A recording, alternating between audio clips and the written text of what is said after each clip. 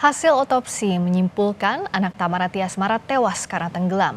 Polisi menyebut tersangka Yuda Arfandi menenggelamkan korban sampai 12 kali.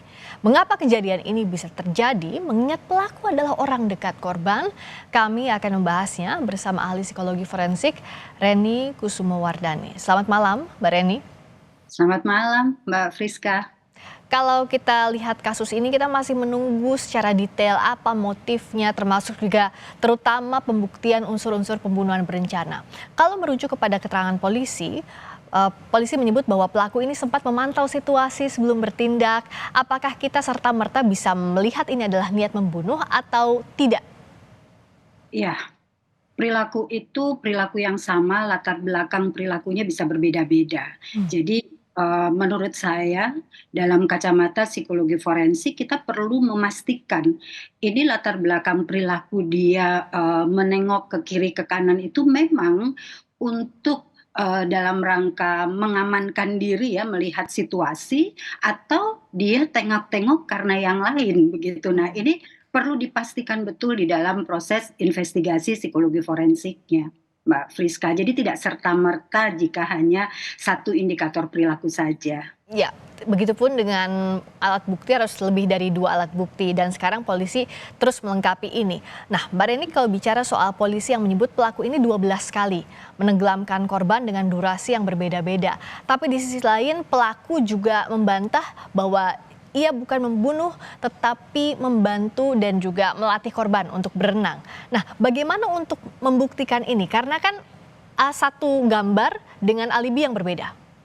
Mhm, iya. Jadi, pada umumnya orang jika terlibat pada masalah hukum, biasanya akan ada defense ya, pembelaan diri.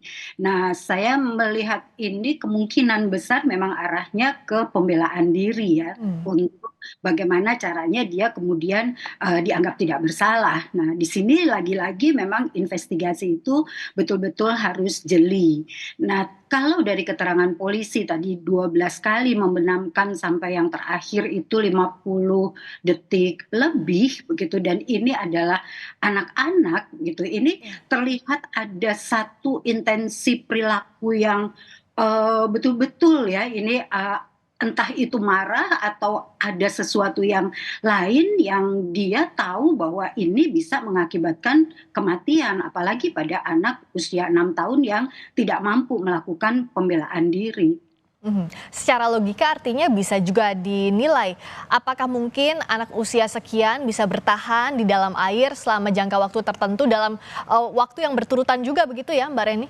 Betul betul, apalagi menurut polisi tadi, anak ini sudah berusaha di dalam CCTV itu untuk minggir dan itu tetap dikejar begitu. Nah, ini penting sekali ya petunjuk-petunjuk yang sangat penting gitu. Ada apa ini di balik, perilakunya yang memiliki intensi serius gitu ya untuk, eee, anak ini menjadi bisa dilemahkan gitu. Nah, tentu dalam kasus ini akan dilibatkan juga psikolog forensik untuk mendalami. Nah, untuk mendalami intensi, ini seperti apa proses yang biasanya dilakukan oleh polisi, oleh penyidik?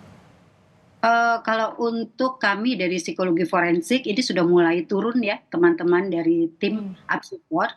Biasanya kami melakukan metode yang standar dalam keilmuan kami. Jadi yang pertama kita akan melakukan, wawancara dan kemudian observasi dan kita juga akan melakukan seperangkat baterai tes yang kita berikan kepada yang bersangkutan Hmm. untuk mengetahui apa sebetulnya pola-pola pemikirannya, kepribadiannya, dan, emosinya, serta intensi-intensi perilakunya untuk mempelajari beberapa perilaku yang dicurigai ini berhubungan dengan intensi atau niat membunuh tadi.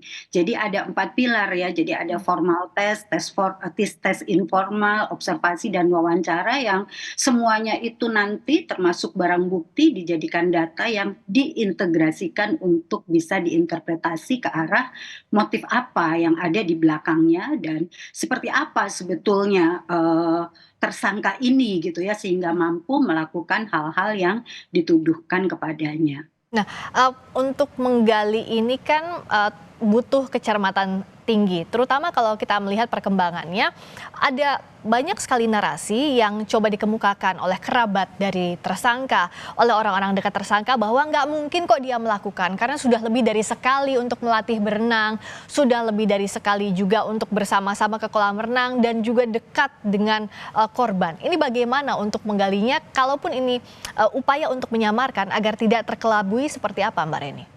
Iya, jadi memang kita ada beberapa, tes yang tadi saya sampaikan ya, Ya, termasuk tes kepura-puraan, apakah dia ini berpura-pura, lalu kita juga akan melihat dalam pola-pola perilakunya, kita juga melihat pada track record-nya, kita juga perlu mengidentifikasi bagaimana dan apa yang sebelumnya terjadi ya, sebelum peristiwa ini terjadi, itu ada kejadian apa, bagaimana relasinya dengan orang-orang dekat si anak begitu. Karena kalau misalkan, motifnya adalah ingin menghabisi anak, ini perlu dilihat kenapa kok anaknya begitu, sementara anak ini kan tidak punya, kemampuan ya secara ya, fisik, secara emosi maupun secara, finansial dan lain sebagainya begitu. iya. Nah, ini yang perlu kita lihat ke belakangnya, ada apa? Kalau ditemukan ada indikasi, permasalahan tertentu sehingga bisa mengarah pada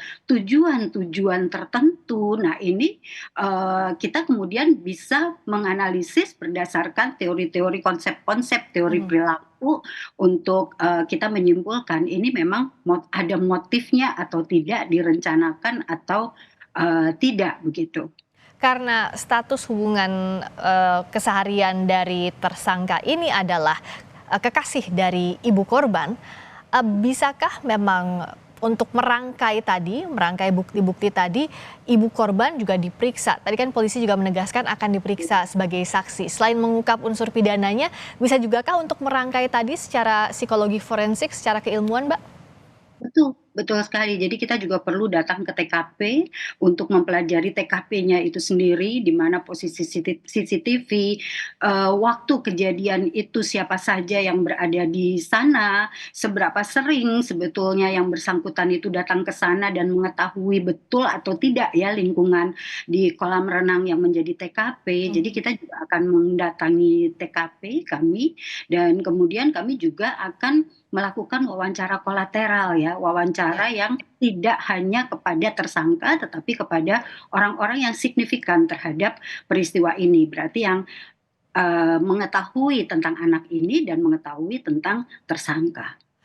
Jadi jika, dilakukan oleh orang dekat ini bukan mustahil ya Mbak Reni, tapi bisa jadi hal yang harus lebih diwaspadai. Karena kan seringkali begini, karena sudah sering dengan si anak, kita mempercayakan ke orang itu meskipun bukan keluarga. Dengan kasus ini harusnya lebih berhati-hati karena bukan kasus pertama saja yang kita temui ya Mbak? Ya, betul.